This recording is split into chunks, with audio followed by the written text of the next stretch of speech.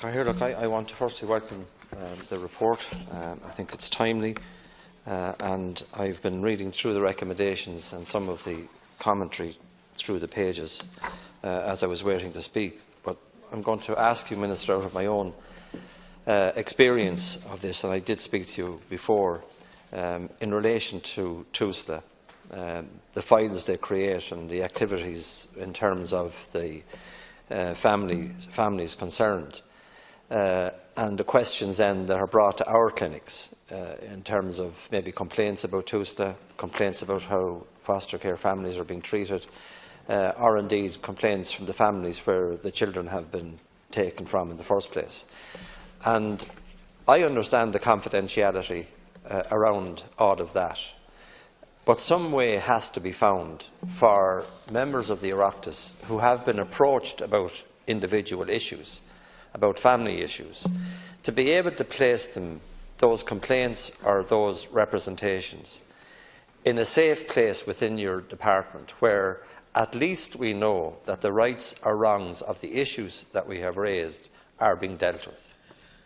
And unfortunately, my experience is that that doesn't happen. So you have vulnerable families who are seeking the return of their children, who are worried about their children, and they want to know what's going on.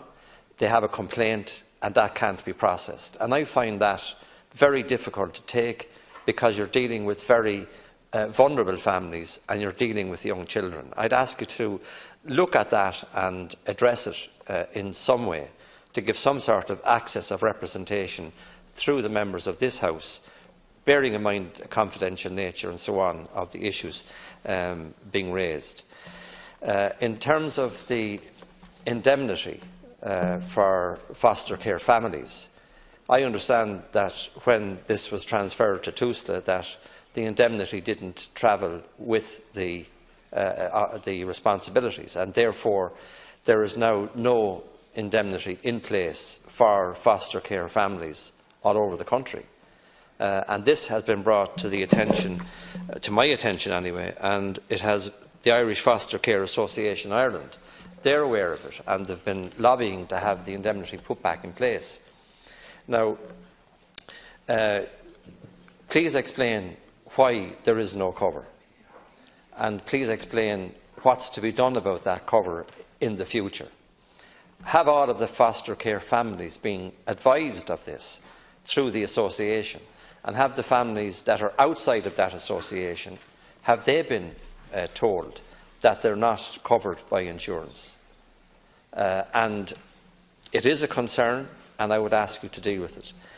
In terms of the private companies, I share some of the concern expressed by members in that there is a need for accountability and transparency in this area, and there is a need, I think, for reassurance around transparency for the public. And likewise, on another issue, where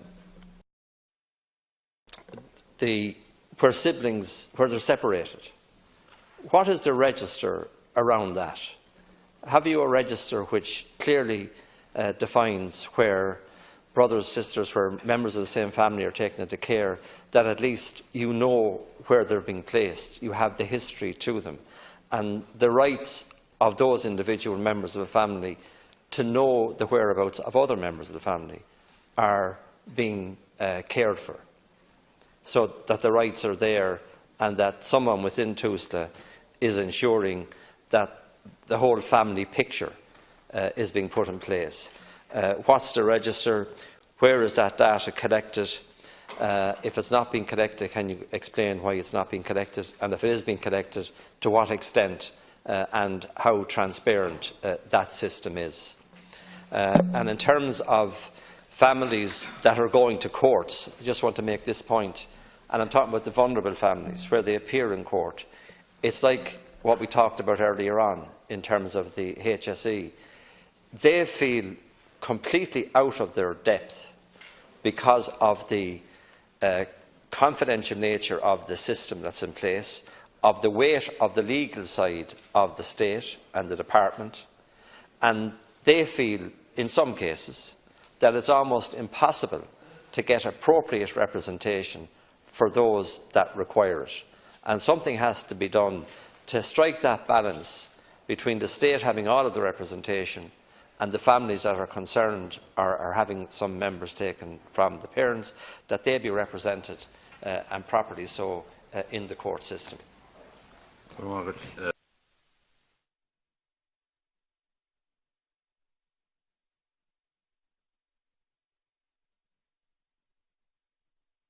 Today, and as I said, to give other members a chance to catch up and get into the chamber, we'll make a start with Deputy Crowe. Just to remind you, the time limits are 12 minutes overall for each topical issue, 4 minutes